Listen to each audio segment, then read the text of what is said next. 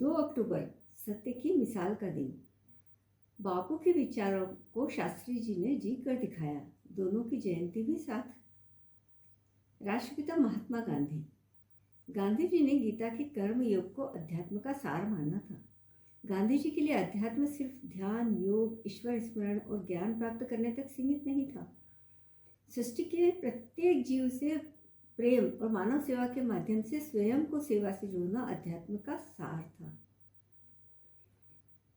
महात्मा गांधी मन प्राण से संघर्ष में जुटे, नित्य सत्य और अहिंसा का स्वयं पर प्रयोग कर अपने व्यक्तित्व को उज्जवल बनाने का प्रयास करते रहते थे। जीवन के भौतिक स्थितियों से संबंधित समस्याओं से निपटने में सक्रिय रहते थे। उन्होंने जो भी योग्यता और शक्ति अर्जित की थी वह उन्हें आध्यात्मिक अभ्यासों से मिली थी। उन्हें गीता में अपनी हर समस्या का समाधान मिलता था। गीता के श्लोक उनका उत्साह बढ़ाते थे। गांधी जी की ईश्वर में आस्था बहुत अधिक थी, लेकिन उनके लिए ईश्वर कोई व्यक्ति नहीं था। उनका ईश्वर सत्य था। वह धर्मों में भी विश्वास करते थे, लेकिन उनके लिए धर्म किसी भी प्रकार की धार्मिक शिक्षा और अनुष्ठान नहीं था और संप्रदाय से भी परे था। गांधी जी मानवतावाद को अपना धर्म मानते थे और कहते थे कि गरीबों की सेवा ही ईश्वर की सेवा है। प्रधानमंत्री लाल बहादुर शास्त्री जी, उन्होंने गांधी जी के विचारों को जिया।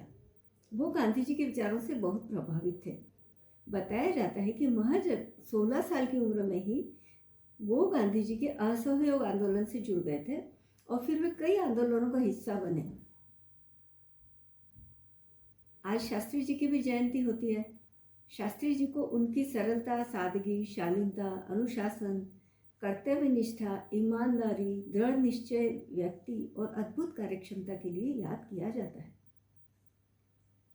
छोटे कद के विराट हृदय वाले शास्त्री जी जबरदस्त आंतरिक शक्ति के धनी थे।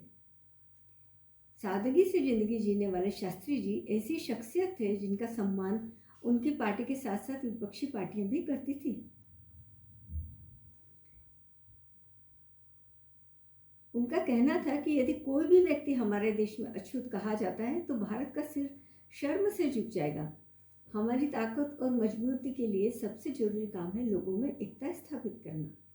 उन्होंने देश को जय जवान जय किसान का नारा दिया और लोगों को समझाया, जब तक हम अपने किसानों के अधिकारों का समर्थन नहीं करेंगे तब तक विकास संभव नहीं। इसी 2 महान विभूतियों, युग पुरुषों को शत शत नमन। धन्यवाद। अगर आपको मेरा वीडियो पसंद आया हो, लाइक, शेयर, सब्सक्राइब करना ना भूलें।